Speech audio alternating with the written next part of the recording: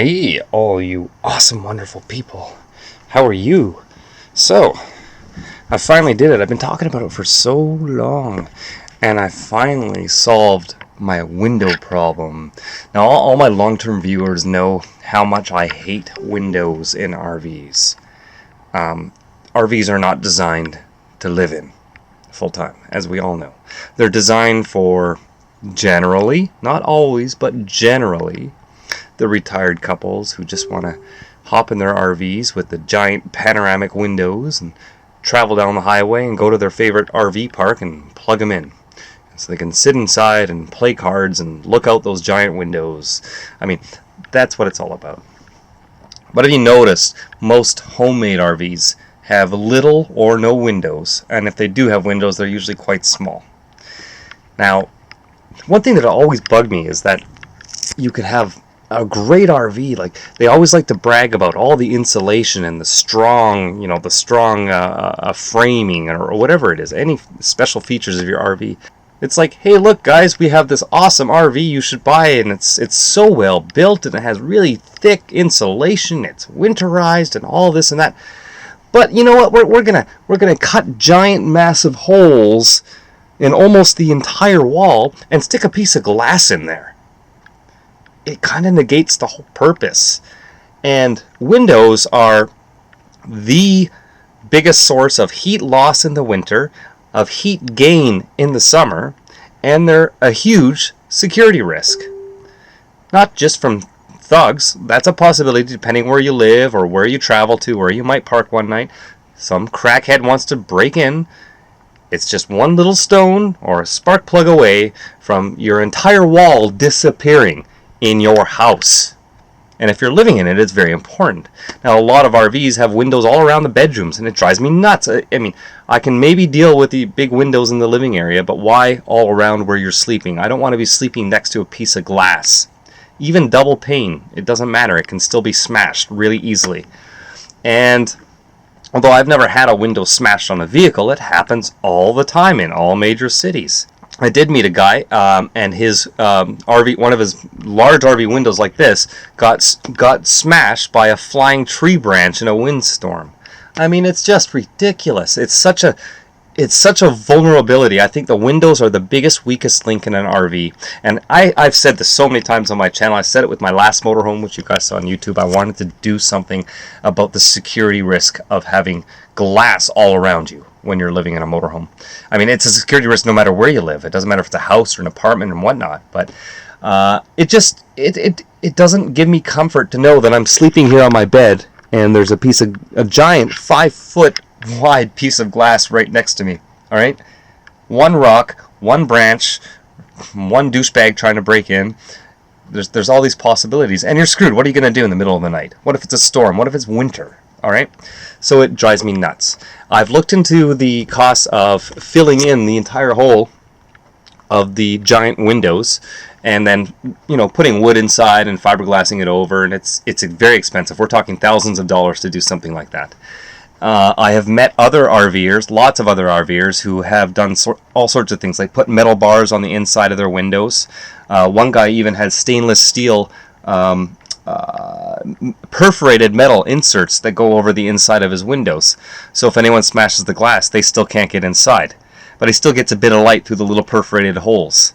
That's great and all, but in my opinion, I would rather avoid the glass breakage in the first place, from whatever the cause may be. And if it looks from the outside like it's protected, if it looks like, uninviting to somebody, they're not even going to try to break your glass. And I think it would be better to put those security barriers on the outside of the glass, not the inside. But I didn't want to do, well, I actually was I almost pulled the trigger on ordering traditional window guards, similar to these. But then, I thought, if I'm going to spend a few $100s per window for something like that, custom made to the size I need, I might as well get a little fancier and put a little more money into it. Like I as you guys know, when I do something like this, like a big modification, I don't cheap out. I'm going to go for the best. So this is my solution. I had these awesome custom security screens made up, fabricated by a local company here in Vancouver called Wizard Screens. I know that this type of screen technology is available in lots of places. They sell it in hurricane areas down in the US, for example, as a protection against your windows in hurricanes. And so they came out, had an installer come out and take a look at my windows and did some measurements, and a week later, voila, here I am installing them.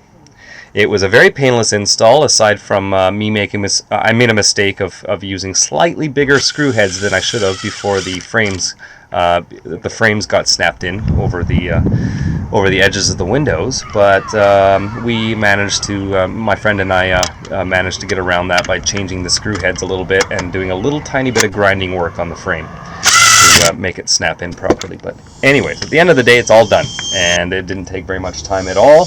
And now I have big permanent bug screens over each of the windows on the outside. They look like bug screens, but they're not regular bug screens.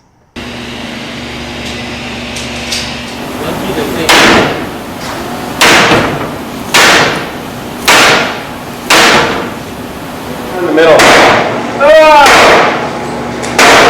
Good enough. Take, put it up, take. Take.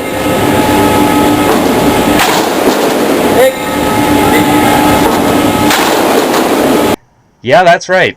You cannot break into these things. You can try. You can use sledgehammers. You can't cut them. You can't. You're not going to break in these windows. In fact, you'd have an easier time cutting a hole in the side of the wall of the motorhome if you happen to cut a place where I didn't have the metal framing in the walls, because this motorhome's built with metal frames as well. And getting through the wood and fiberglass would be easier than getting through these screens. All right, and here's what it looks like from the inside. Okay, so it just looks like I have a screen everywhere, basically. I can actually just take off the original screen because I don't need it anymore. I have a metal screen.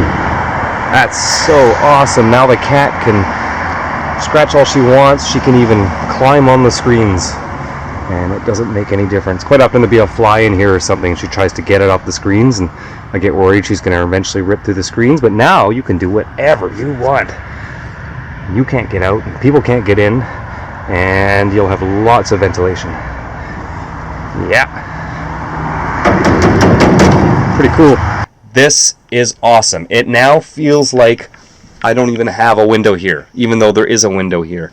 It feels secure. You can throw stuff at my window. It doesn't matter. My cat now can climb on the windows. I don't care. I don't have to get mad at her now if she tries to, scratch on the screen, or there's a fly and she's trying to catch it and jumps on the screen, which she did a couple of times. The best part is I now have the option to open my blinds and have the fresh air and the window, but also in the summertime, my beautiful little kitty is not going to die inside if I'm not around shade, because I can have both these huge windows wide open while I'm not home.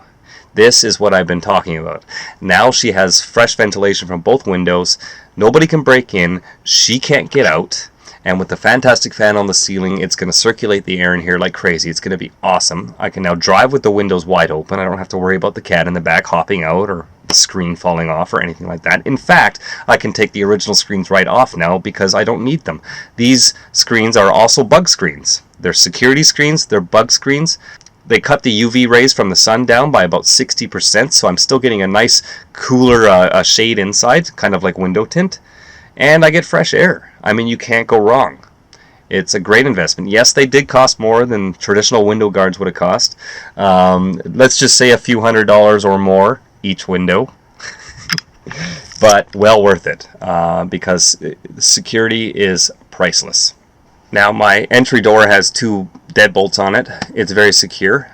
And then, of course, I have the sliding locking door behind me to the front cab, which I will go into in the future when it's finished. So it will be the two entrances will be very secure. So even if somebody got in the front cab, it's going to be very hard to get back here. And by the time they get back here, they're not going to want to meet me. So here you go. I'll go into a little bit more about this later, guys. I really like the look of it on the outside too. I love the square framing and the white frame on it. And a lot of the more modern RVs, like this one in the early 2000s, actually came with white window frames. The whole RV industry kind of went to that for a little while. Line Screw One's motorhome, for example, has white window frames. And I'm also going to do some security on the door window and the small kitchen window. Those little guys, I'll take care of those soon too, in a different way. You'll see that in the future. I'm probably before the end of the summer. But for now, the main windows are done, and I'm very, very, very happy with my purchase. Just like when I got the Kimberly stove, this is one of the big improvements on this motorhome, and I'm so glad I did it. I always wanted to do this with my last van, and it was difficult though because of the curved walls and the body moldings of the Class B, whereas something like this is square. It needs to be square and flat for this type of window system to work. So there you go, guys. Safe and sound. Keep on rocking in the free world.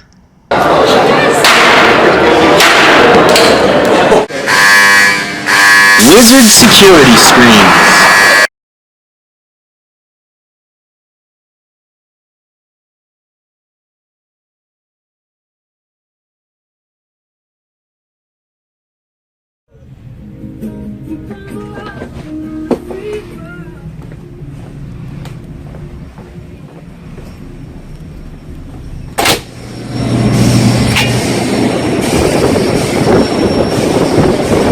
Keep on rocking in the free world.